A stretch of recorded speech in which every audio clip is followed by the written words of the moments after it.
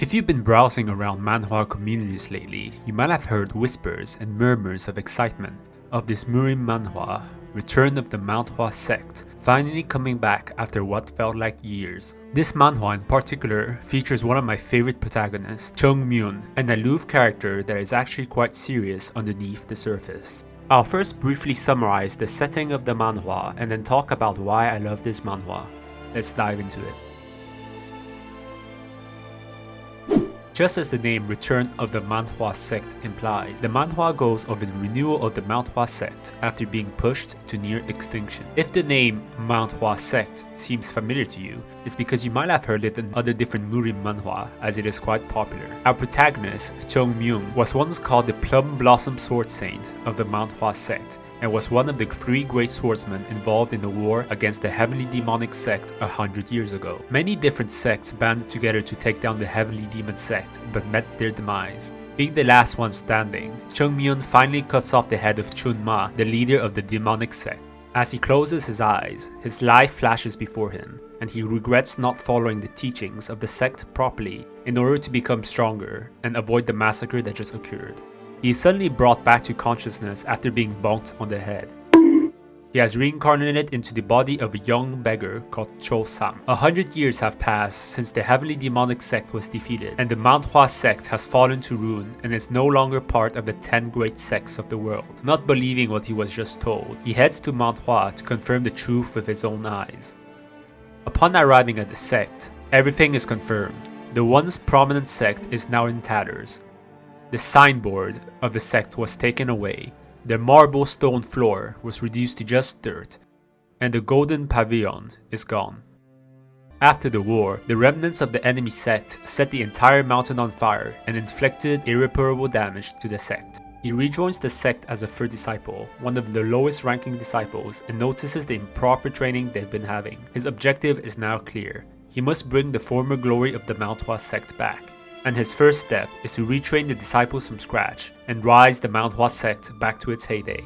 This thus concludes the short introduction of the plot, and I will now talk about why this is one of my favorite manhwas.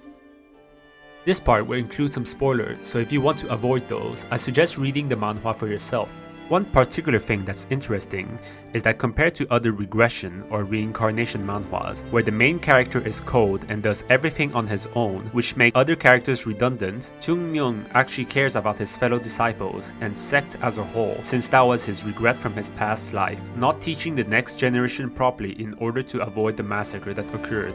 He does this by retraining his fellow 3rd disciples from the very start. As I mentioned earlier, the 3rd disciples were being trained improperly and taught useless skills.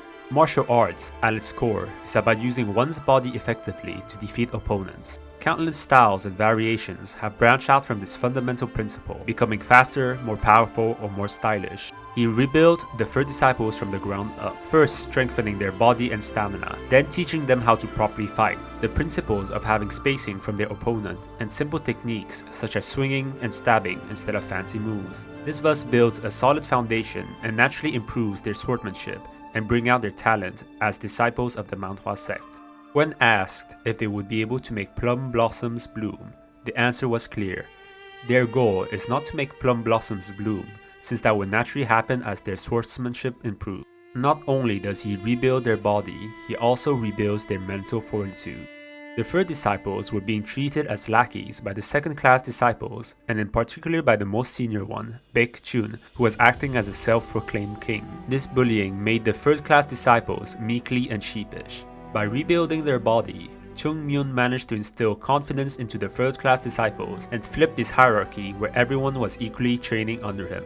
Everything he does is for the benefit of the Mount Hua sect, from turning the disciples into skilled swordsmen that can hold their own against other sects, to acquiring gold and connections to rebuild the sect's grounds into its former glory. He is doing everything he can to prevent another tragedy that wiped his sect from occurring. While he may seem perfect on the outside, he is still growing and trying to better himself for the sect's future. He is constantly thinking about the teachings of his older brother in his past that he previously neglected. Overall, Return of the Mount Hua Sect is an excellent manhwa.